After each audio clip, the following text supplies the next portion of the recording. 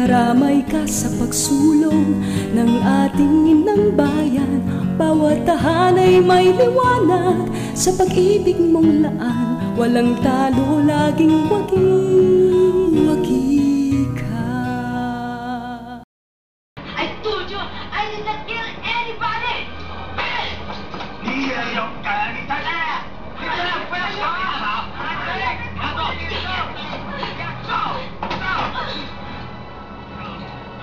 Tell me, did you kill the boy and Delia Mom? I did not kill anybody!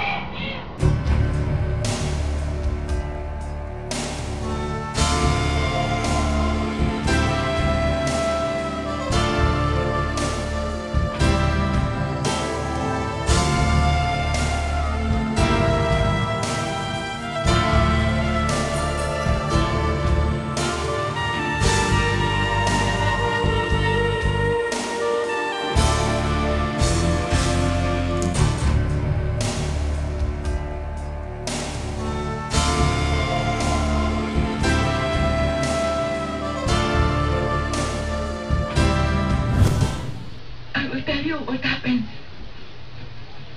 But please don't kill me. Did you kill him? I tried to. He was forcing me to. Did you kill him?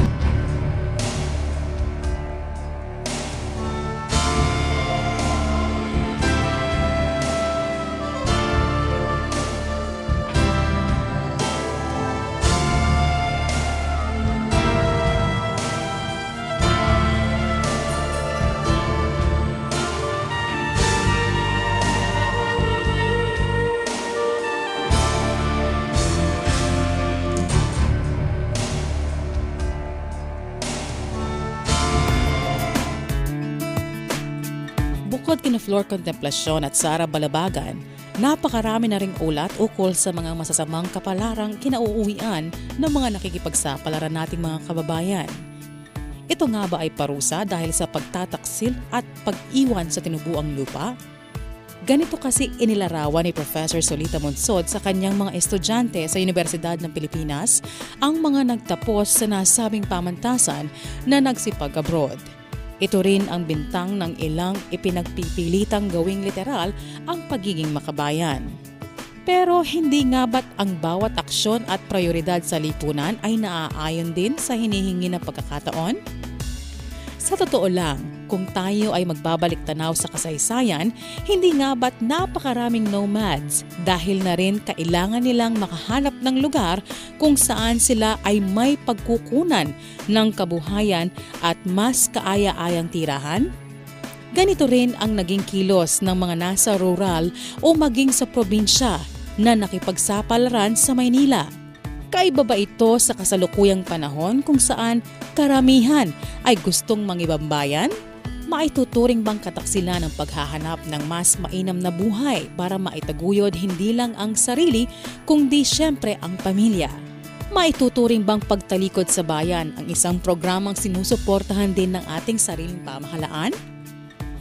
Sa kwentong ito, mas maiintindihan natin ang buhay ng isang OFW at dito maaaring magkaroon tayo ng higit pang mas malawak na pananaw sa kanilang hangarin sa buhay.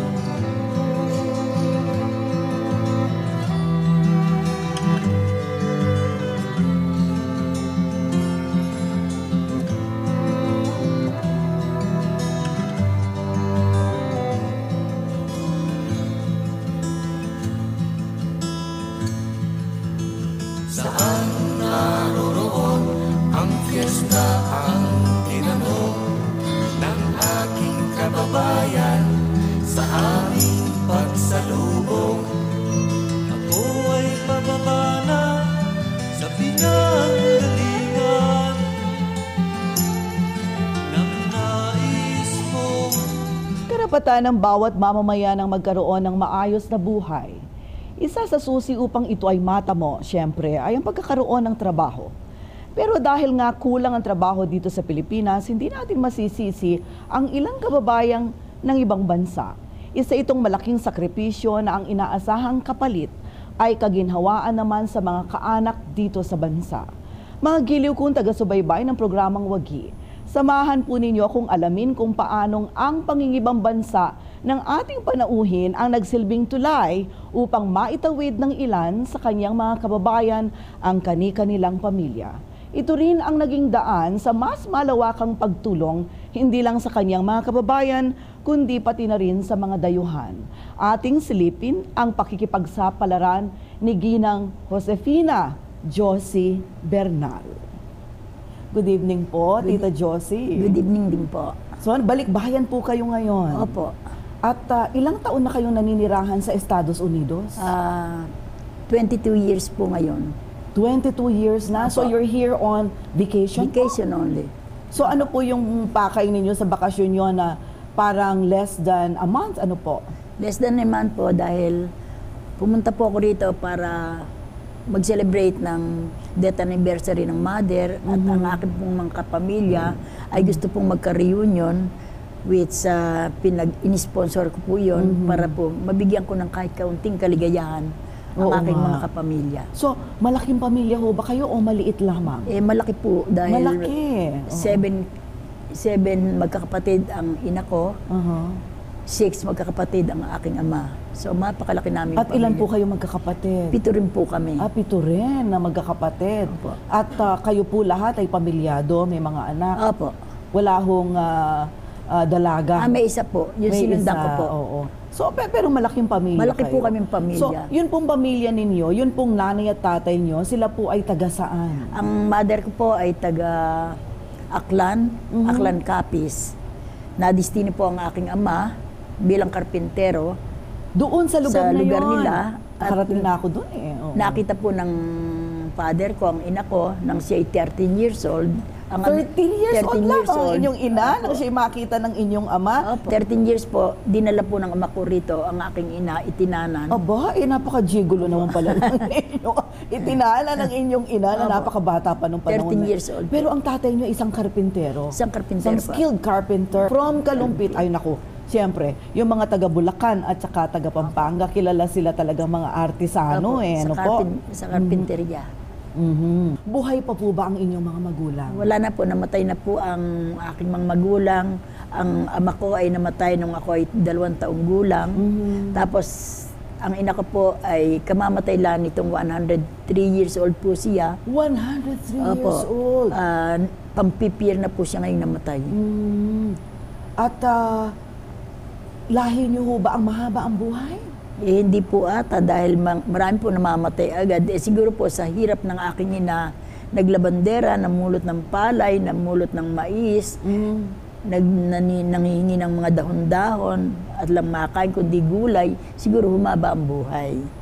Yun yung positibong Yun regalo ang- sa Opo. kanya ng nasa Humaba itaas. po. Ano? Opo. Kasi sabi po nila, pag sobrang hirap ng buhay, dumadali ang buhay. Opo. Sa kaso po ng inyong ina, Baligtad ang kanyang po. buhay, baligtad. Baligtad. Lumakas ang kanyang pangangatawan. Siguro ano? po hindi po kami maiwanan dahil 7 kaming pinakakain Oo nga niya. naman. Likas na yata sa ating mga Pilipino ang pagiging masigla at masaya kahit pasalat tayo sa buhay. Hindi maipaliwanag ang ngiti sa kabila ng hirap, ng sigla sa kabila ng pagod. Sa araw-araw na dumaraan, marami sa atin ang nakakaranas ng kahirapan.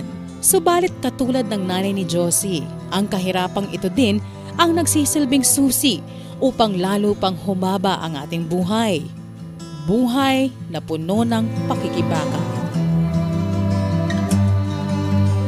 Binalikat na po ng aking ina ang lahat ng tungkulin bilang ama't ina, siyang tumayo. Hindi nag-asawa ulit. Hindi po nag-asawa, naglabandera. Pagkatapos po ang aking kapatid na medyo malaki-laki na, tumulong pong nangunguha ng suso, nangunguha ng mga, ano yan, yung mga isdang maliliit, tsaka namumulot ng palay, namumulot ng Napakahirap mais. Naunila man sa ama, nananatiling matatag ang ina ni Josefina. Kaantabay ng ina ang kanyang mga kapatid sa kanyang paglalabada. pangunguha ng kuhol, panghuhuli ng mga isdang bukid, pamimitas ng mais, pagtatanim at pakikigapas ng palay. Lahat ng marangal at kayang gawin ng mag-anak ay kanilang ginagawa upang mairaos ang kanilang pang-araw-araw na pangangailangan. Nagtinda rin ng ice drop ang kanyang kapatid na lalaki habang ang kanyang ina naman ay naglalako ng dahon ng saging upang may maipambili sila ng ulam. Pinakamahirap po kami doon sa amin sapagkat bahay man po namin ay maliit na maliit. Kaya sa mga kapatid ko po, walang nakatapos mag-aaral. Sa inyong magkakapatid, kayo Ako lang lang ang po. nakatapos? Ako lang Paano po. niyo pong itinaguyod ang sarili ninyo? Saan po ba kayo nag-elementarya? Doon na rin po sa Princess Elementary School. Tapos po yung 5 and 6 grade, sa bayan na po ako nag-aral. Which, Sa Kalumpit po ito? Kalumpit po. Opo. Sa pagtityaga po dahil isa po ang aking sinelas. Bakya pa nga po ata noon. Which binibit-bit ko po yun. Sa bukid ako nagdadaan para huwag mapudpod at wala naman po kaming pambili. So sa hirap po na yun, bala ko na pong huminto. Pero naisip ko, hanggang doon na lang kami sa bukid. Paano nga ako naghirap sa amin? At saan po kayo nag-high school? Sa Kalumpit Institute po. At ng kolehiyo po ninyo? Sa Manuel Luis Quezon University. Opo. At ang master's degree ko po ay sa Bulacan College of Tignan Arts nyo and nga Training. yan, nag-master's degree pa kayo. Makika, makika. Dahil sa kakulangang pinansyal, napilitang huminto sa pag-aaral si Josefina. Nang lumaon na may pinalad na makapagtrabaho bilang mananahi sa isang factory ang kanyang ate at karpintero naman ang kanyang kuya. Tinulungan siya ng mga ito na makapagpatuloy sa kanyang pag-aaral. Pero dahil sa kakarampot lang nakita, tiniis ni Josefina ang isang oras na paglalakad araw-araw gamit ang dahon ng saging bilang pananggalang sa sikat ng araw at ulan upang makarating sa paaralan. Pagkatapos pumasok sa paaralan, nakipagtinda rin siya sa palengke upang siya ay mabigyan ng pang-ulam na babaunin sa eskwela kinabukasan hanggang sa siya ay matapos sa high school. Sa kolehiyo na may pinagtiisan niyang pamasahe lang sa araw-araw ang hawak na pera hanggang sa siya ay makapagtapos ng kursong Bachelor of Science in Elementary Education or BSEED. Talagang itinaguyod nyo yung sarili? Opo, kasi nung high school po ako, di po ako nakasama sa graduation ceremony. Pero top notcher po ako, top 10 ako doon. Waging-wagi kayo talaga. Pero hindi po ako nakakuha dahil wala po akong baro. Walang baro? Wala po akong barong ipang-aakyat. May nag-donate po naman ng sapatos, makaakyat po ba ako ng alang baro? So, ang ina ko po nagsisikap na makahiram ng sangkabang palay para maibili ko ng damit. Hindi naman pinagkaitan ng tadhana si Josie. Agad siyang nakapasok sa pagtuturo. Tuloy pa rin siya sa pagbuo ng pangarap. Ang kanyang ambisyong magkaroon ng mas mataas na posisyon o rangko ay pinagsumikapan niya ring abutin. Kasabay nito ang kanyang pagtulong at pagsustento sa mga kapatid. Abalaman, hindi naman naisantabi ni Josie ang kanyang puso. Kayo po ba ay na-in love nung kayo ay guro o maaga po ba kayo nag-asawa? Hindi po ako maagang nag-asawa dahil nga po ako po ang ngayon ang lahat ng sweldo ko binibigay ko sa amin para naman po makatulong ako. Siyempre po iibig ka din. Siyempre. Ilang taon po kayo na nag-asawa kayo? Kuha na po ako noon, 32. Medyo matagal-tagal bago kayo Opo, nakapag-asawa. kasi nga po, ayaw nila sa iniibig ko. Oo, kasi yung iba kabaligtaran, 23, Opo, di ba 24, hindi po kayo kasi, 32. nagsilbi po muna ako sa amin kasi kawawa naman po yung mga kapatid Totoo ko. po yun. At kayo po ay nakapag-asawa kanino? Anong pangalan ng inyong naging asawa? Ang naging asawa ko po ay si Eddie Bulos. Subalit namatay po. Taga saan po siya? Taga roon din po sa amin. Taga roon, okay. Taga roon din Kumusta po. naman po naging pag-aasawa ninyo? Ayos naman po. Dala nga lang po nang namatay agad. So, Nakailan na po ang supling ninyo? 2 po. Dalawa. So, kumusta po yung dalawa? Ano po mga pangalan nila? Si Alvin po at saka po si Joy. Si Alvin po ay kasama ko ngayon sa States. Siya po ngayon namamahala ng Redeemer One.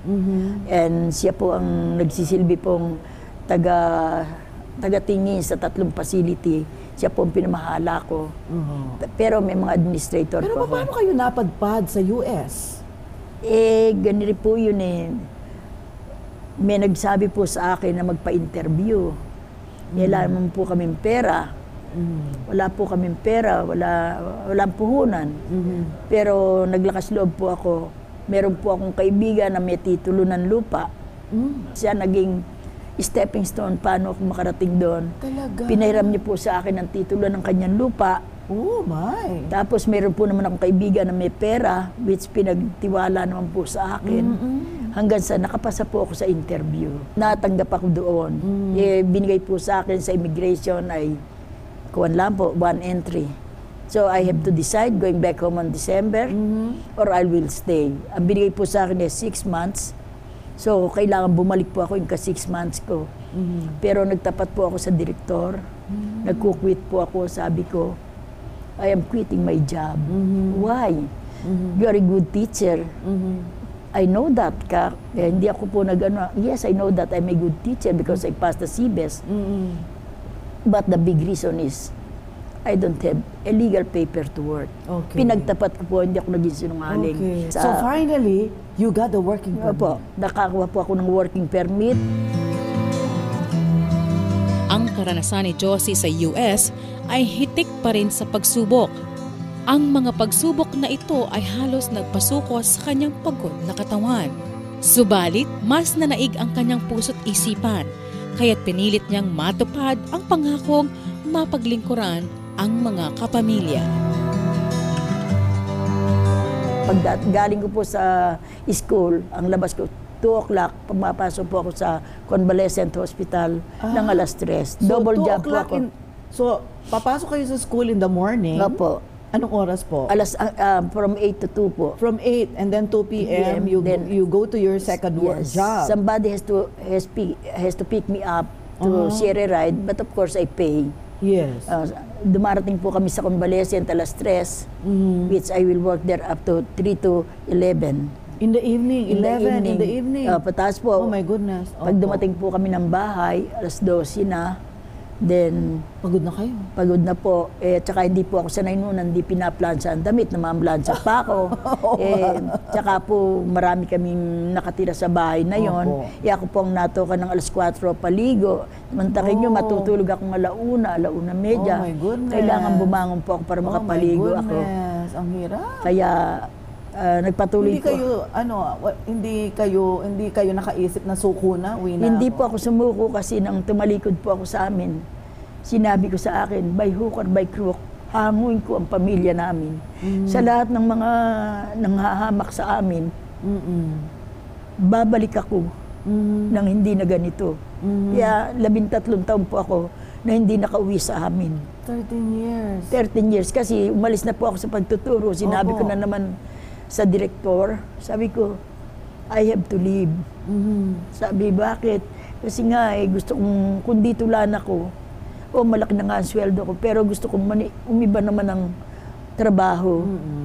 Nangangarap kasi ako. Hanggang sa umalis na po ako doon, nag-caregiver na naman po ako sa, meron po kasing mga facility na license for 6, may mga tubon lahat, yung mga ganon. Pumasok po ako dyan sa umaga. Pumasok po naman ako sa malaking hospital.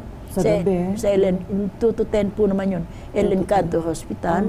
Then after that, I go to the other convalescent. 3 po ang job kong sabay-sabay. 3 jobs? Opo. So, ilang oras kayo natutulog? 1, 2 po. Oh Tinagalan ko po yun ng 4 na taon. Ilang taon yun? 4 na taon, 4 years. Hindi kayo nagkasakit? Hindi, nagka-cancer po ako Nagka-cancer kayo? Nagka-cancer po ako. Year 1991.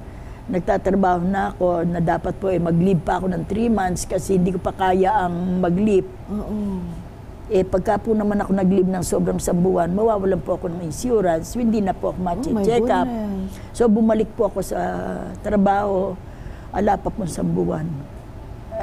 Payuko pa po ako kasi gusto ko pong bumalik dahil yung disability po, sandali lang yun, which hindi po ako makatutulong sa amin. Opo. So, Pero magaling kayo magdala ng problema. hindi po nila andyan po kasama ko ang kapatid ko, hindi nila naalaman ako'y natutulog sa gilid ng simbahan. Pero nasa kuwan po ako, nasa sasakyan. Sa sasakyan ko, ginaw-ginawan December. Tinatakpan ko po yun ng karton. Yung sa sandalan po ganito, may lalagay mo. Naglalagay po ako dyan. 4 ang suot ng damit. Maginaw na maginaw. I can just Doon po ako imagine. natutulog. Hindi po naalaman ng aking kapamilya ang lahat ng nangyari sa akin. Kasi yung asawa at anak ninyo, naiwan sa namatay na, opo, namatay na rin po noon ng asawa ko. Kaya siguro po ngayon mga 15 years na rin po. Hindi po ba siya nakarating sa Hindi US? po. Hindi. Opo. Kasi po wala pa po ako nung papel. Aha. Kahit po mother ko, hindi po nakarating kasi wala po akong sapat na pera, pinadadala ko pa sa kanila. At ang hindi nila alam bumibili po ako, kung nakararating kayo sa States, yung mga Chinese food, $1.99 po noon. Opo. Na yun po, ginagawa ko po 3 kain. Para lang po pera kung mapadala ko sa amin. Masayang tumatanggap ng dolyares ang mga napapadalhan ng mga may kamag-anak sa ibang bansa. Subalit hindi lingid sa ating kaalaman na ang bawat dolyares ay katumbas ng bawat butil ng pawis at maging ng buhay mismo ng mga overseas workers. Ang ganitong uri ng karanasan ay nailihim ni Josie sa mga kaanak. Ang ganitong hirap ay ayaw na rin niyang maranasan pa sana ng iba pang kababayan.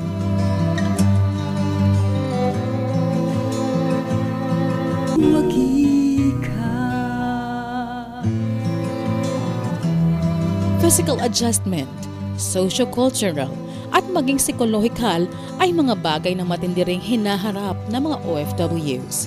Idagdag pa rito ang hindi maayos na pagtrato ng ibang dayuhan sa mga Pilipino.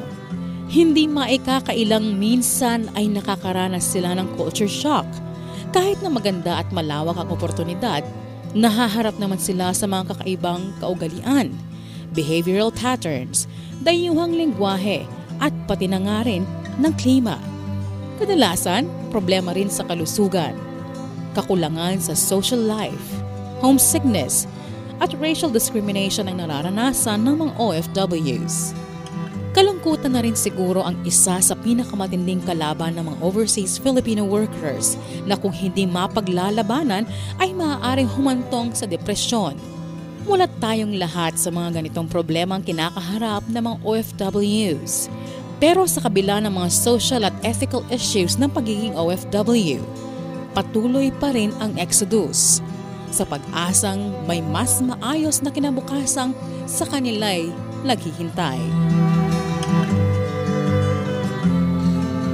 Laki talaga ng sakripisyo na pinagdaanan ninyo. Kaya sininaamoy ko po yung mga cottagers ko ngayon. Kayo hindi nyo nadaranasin, nandoon ako. Hindi nyo daranasin ang dinanas ko. Basta magpunta kayo.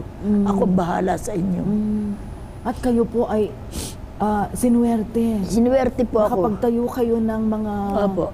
itong tinatawag na itong Redeemer. Redeemer po, 3 na po ngayon. 3 na ang inyo. 3 na po. So, ikwento nyo nga itong paano kayo nakapagtayo Kasi ng po, sarili ninyong business. Kasi po nung ako po yung nagke-caregiver, tinitipon ko na po ng mga pera ko nung medyo 3-4 na job ako. Nagtitinda pa po ako ng lumpia, egg roll. Kayo ang gumagawa? Opo, pag break time, lumalakad ako, dala ko po ang listahan sa mga Amerikano. Sabi ko, who wants to order egg roll? Tomorrow, I'll bring it. Opo. Pag may time po ako, gumagawa pa ako noon. Tapos, nagpapa-order din po ako ng pansit. Yung isang, punta naman kayo doon, yung mga container. $20 yun. Opo. Nagluluto pa po ako, yung pawis-pawis akong dinadala ko doon. Tapos, nag-bilingual technician ako. Bilingual technician means, yung po lahat ng mga bata na dumating sa US, na hindi marunong mag-English, namasukan po ako sa school ng 2 hours. Tinuturuan niyo? No, nagtuturo po ako. Ito yung mga Pinoy? Pinoy po yun, na hindi sila marunong mag-English, which nagturo po ako ng English Tagalog doon sa ano na yon. Kaya pahinga ko. Oh my goodness. Di na po ako ginawa. Di na po ako nag-aalis ng sapatos. Siyempre naka-rubber shoes ka, caregiver ka. Opo. Nagtatalukbong na lang po ako, sayang 1 minuto. 1 minuto na maghubad pa ako sa sapatos. Right. Pamiyamya po, 2:00 napapasok na naman ako. Ang hirap ng dinaanan yung buhay. To reach this status. To reach po. Ang pagpili ng pangalan ng facility na itinaguyod ni Josefina ay nakaangkla sa kanyang layunin. Hango ang Redeemer sa Biblia. Partikular nitong tinutukoy ang pagsalba ng Diyos sa mundo. At ito ang naging inspirasyon ni Josefina.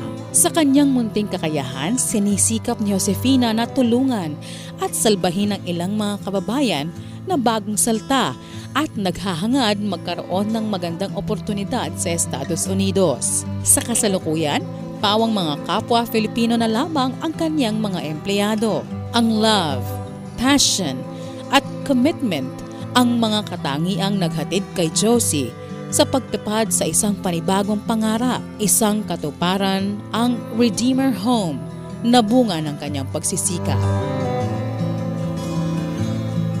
Sabi po nila, ang isa daw na susi sa dagumpay ng sino mang tao, yung mahal mo ang trabaho mo. Opo, totoo po yun. Hindi yung, meron po kasi yung galit sila sa trabaho nila. Yun po. Parang they are bitter. Why do they have to go to work? Yes. Why do they have to give so much to their work? Pero hindi po ba ganun yun? Totoo po yun. Your kasi, job daw will love you back. Yeah. You believe in that? Opo, totoo And po yun. you are an epitome of that. Yeah.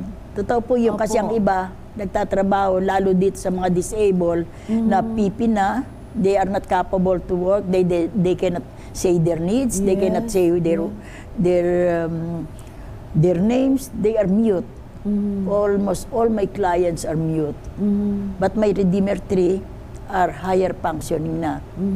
Kaya yung pong dalawang akin. So Redeemer 1, 2, 3, you have all this. Opo, una po kasi You must be pretty rich now. Hindi naman po.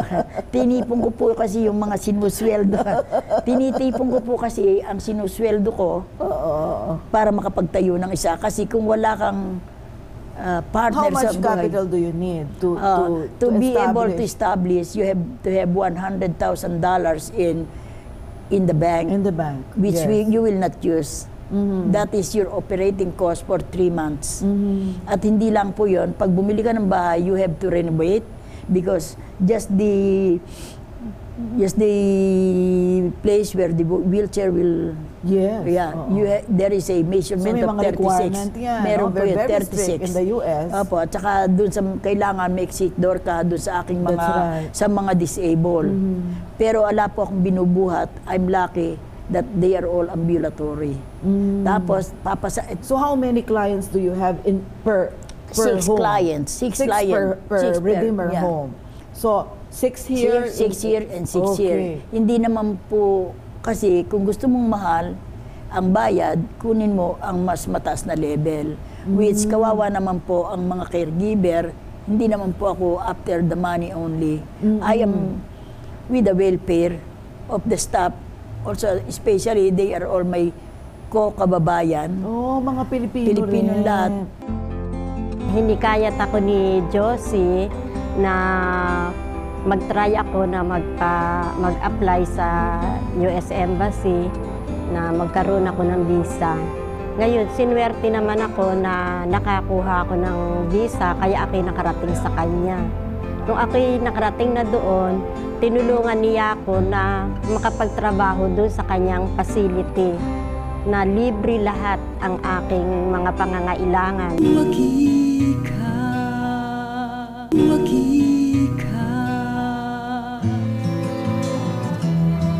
Sa Redeemer Home, na isa sa katuparan rin ni Josie ang pangarap na makatulong sa mga kababayan. Ang natamong kaginhawaan ay walang pag-iimbot niya ring ibinabahagi sa mga kamag-anak, kaibigan at maging sa kanyang mga kababaryo. Patuloy na pinapalawak ni Josefina ang operasyon ng Redeemer Home, patuloy ang kanyang pagpapatupad sa hangaring mabigyan ng tamang pangangalaga at kalinga ang mga physically at mentally challenged. mayroon din siyang isang charity institution na nasa Tagaytay yon, na sa kasalukuyan iyon ay kanyang tinutulungan din. Na meron doong mga bata na nangakatira, yung mga street children, na pinagsama-sama nila sa isang home. Yun ang kanyang tinutulungan. Binibigyan niya ng mga pangangailangan ng mga bata. Ito produkto ng inyong hard work. Opo, talaga. nagtrabaho po. At naging wagi kayo. Opo, ngayon po nagkaroon na po nga ako ng facility which tinulungan naman ako ng mga parents, lalo na yung isang mahal na mahal kong pasyenteng batang pipi. Yung nanay niya, tinulungan ako magpintura. Alam niyo, may kasabihan tayo mga Pilipino, kapag daw yung bukal sa ating loob ang pag-aalaga ng mga special people, special children. Opo. Ako po kasi, nagkaroon ako ng anak na special. Ano po. Pero sinawing palad na namatay po at the age of 4. Pero ang sabi po nila, para silang mga anghel kasi. Ala po diba? silang kasalanan. Opo. Kanya, yung mga nag-aalaga ng bukal sa loob nila, yan daw po pinagpapala ng And you have to have a big heart. That's right. Not all are capable to take care of these special kids. Opo. Bihirang-bihira po. Ang iba po niyan ay ang kailangan lang nila ay pera. Meron din po tayong kababayan ganun. Pero once na na-train ko sila, ako po ang nagbibigay ng mga training. Once na na-training ko sila at sasabihin ko sa kanila na maaawa tayo dahil tayo walang anak na ganyan. Ngayon, kung imamaltrato natin sila, mako-close pa yung facility ko, kawawa pa itong mga bata. Opo. Ano po ang pinakamahalagang bagay na dapat matutunan ng isang taong nagtatrabaho sa inyo pong sa ganyang klaseng bahay, yung Redeemer? Ano po yung pinaka-philosophy at mission po ninyo? How do you tell them when you train them? What is the most important? Ang kinukuha ko po kasi, tinetrain ko muna sila sa aking program design. Before you can open a facility, you have a program design which you will write there all your services that you will offer to this kind of population. Ngayon po, pag dumating kami doon sa objective na mabigyan sila ng maganda at stable at matapat na pagsiservisyo, doon ko na po ipinapasok na sabi ko, wala sa aking kababayan kundi natin bibigyan ng magandang trato ang ating mga bata na pipi sila. Sana ang expectation ko ay maging maayos. Mahalin natin silang lahat. Huwag natin silang mamaltrato, huwag natin silang abusin. Kung dapat kumain, pakainin natin. Ang frigidaire ay puno, kaya kailangan pakainin natin sila. Hindi ko binibilang po ang yung mga pagkain, basta ang gusto ko makatulong.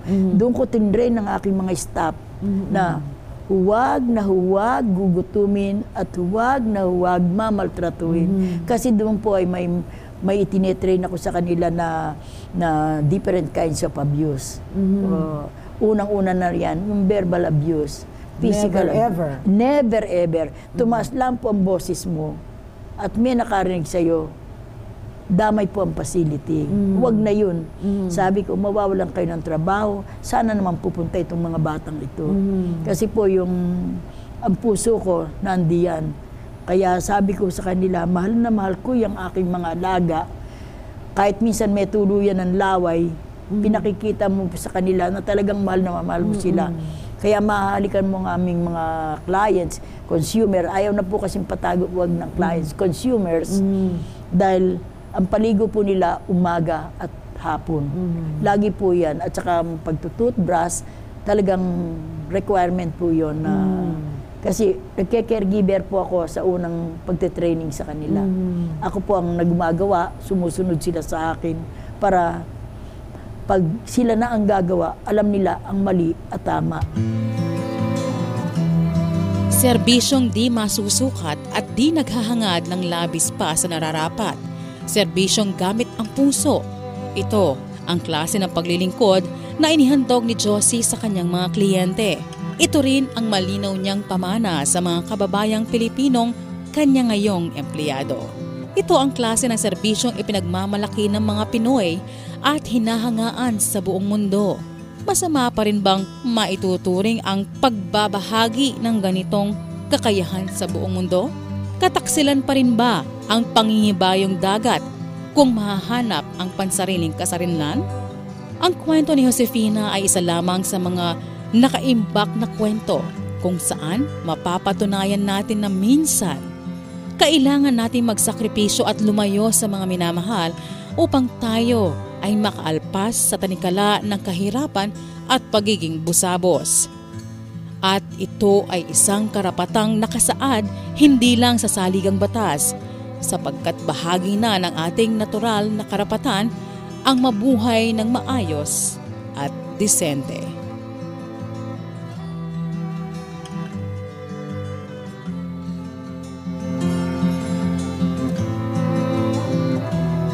Alam nyo, maraming kwento akong naririnig, ano po. Halimbawa, nagpunta ako sa California, ang kwento nila, ang nakausap ko, hindi man Pinoy mga Amerikano. Ang sabi nila, mas gusto nila yung Pinoy. Kasi po masisipag. Masisipag at saka daw talagang hindi binibilang yung Trabaho. Yung trabaho, at saka yung pagmamahal, hindi yung Hindi po. kayang bayaran Hindi yan po. Hindi ho yan masusukat at hindi matatapatan ng pera yan, hindi po ba? Kusang ibinibigay. Kusang ibinibigay ko yun. Mapasensya daw po. So, nag-a-agree kayo, there is really a fine difference Yeah, between totoo po itong yun. mga Pinoy na ganito ang trabaho at saka ito pong Opo. hindi Pinoy. Kasi po, nagtrabaho ko sa convalescent, Uh-huh.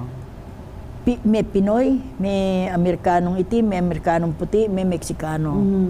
Ngayon po yung pong mga Meksikano, palibasa mga bedridden yung aming inialagaan. Pagka po nagbasa sila sa bed, pinapalo nila yung Oh my puwet. goodness. Pero ala pong Pilipinong gagawa noon. Napakabait po ng ating mga ko-Pilipinos.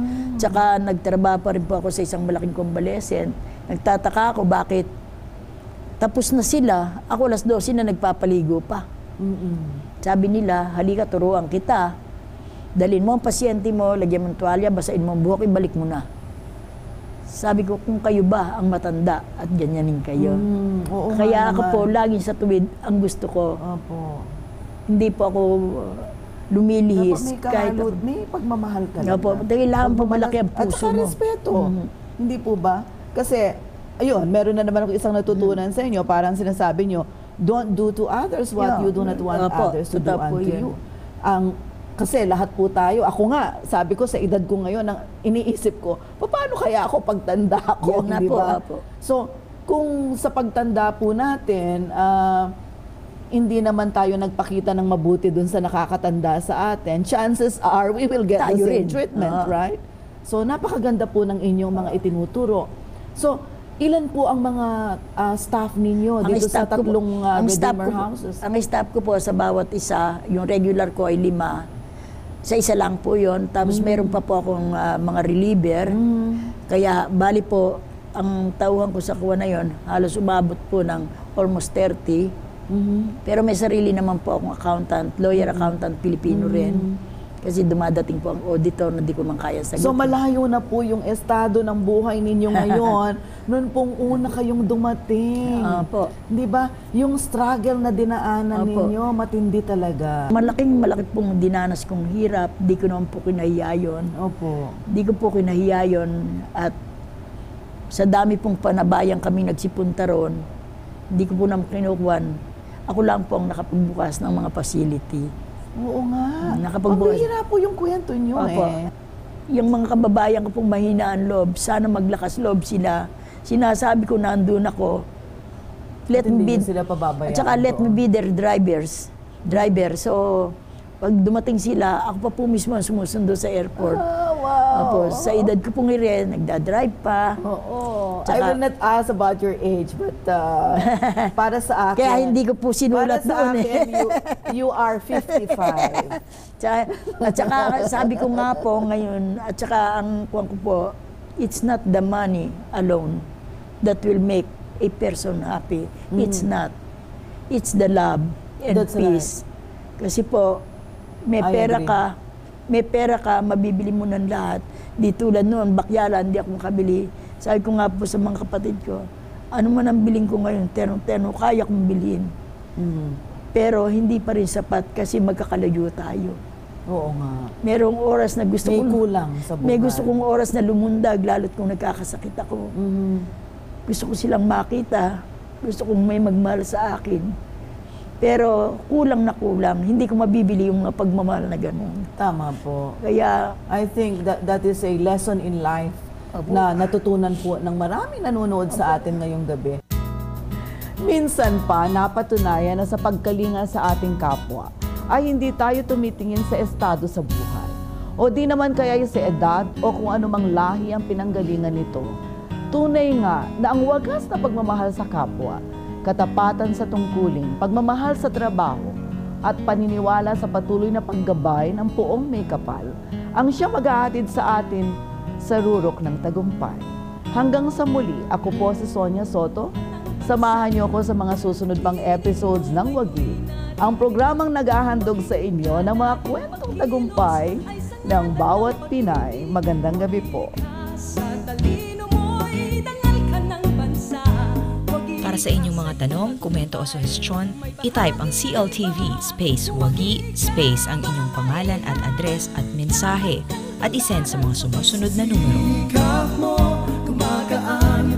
Wagi would like to thank Jasmine Furnitures. Contact them at 045-893-3035 or 893-3036. Vera's Mabuhay Furniture.